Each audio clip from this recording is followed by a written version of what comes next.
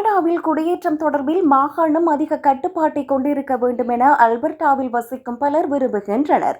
Alberta கூடுதல் குடியேற்ற விதிகளை வகுக்க வேண்டும் என்ற கருத்தை கணக்கெடுப்பில் பங்கேற்றவர்களில் பாதிக்கும் மேற்பட்டோர் ஆதரித்துள்ளனர்.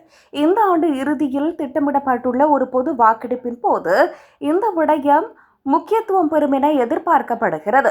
இதேவேளை கேள்விகளின் அடிப்படையில் மாகாணம் தொழிலாளர்களை சிறப்பாக தேர்ந்தெடுக்க முடியும் என சில குடியிருப்பாளர்கள் நம்புகின்றனர். திறமையானவர்கள் சில சமயங்களில் நிராகரிக்கப்படுவதாகவும் அதே நேரத்தில் குறைந்த தகுதியுள்ள விண்ணப்பதாரர்களுக்கு வேலை கிடைப்பதாகவும் அவர்கள் கூறுகின்றனர். அத்துடன் பொருளாதார குடியேற்றம் மற்றும் வேலைவாய்ப்பு தேவைகள் ஆகியவற்றில் அல்பர்டா அதிக கவனம் செலுத்த வேண்டும் என்று பலரும் கருதுகின்றனர். மேலும் புலம்பெயர்ந்தோர் வருகையை பலர் ஆதரித்தாலும் வீட்டு வசதி, சுகாதாரம் மற்றும் வேலைவாய்ப்புகளில் ஏற்படும் அழுத்தம் குறித்தும் அவர்கள் கவலை வெளியிட்டுள்ளனர்.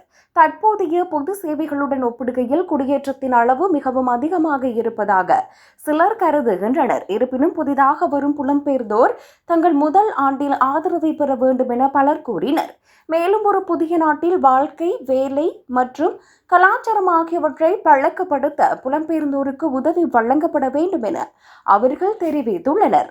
எவ்வாறாயினும் புலம்பெயர்ந்தோர் குறித்து அல்பர்டாவில் உள்ள அரசியல் குழுக்கள் மற்றும் சமூகங்களிடையே கருத்துக்கள் பிளவுபட்டுள்ளதாக நிபுணர்கள் கூறுகின்றனர். அதாவது கடுமையான குடியேற்ற கொள்கைகளை சிலர் விரும்புகின்றனர், மேலும் சிலர் ஒரு சமநிலையான அணுகுமுறையை ஆதரிக்கின்றனர்.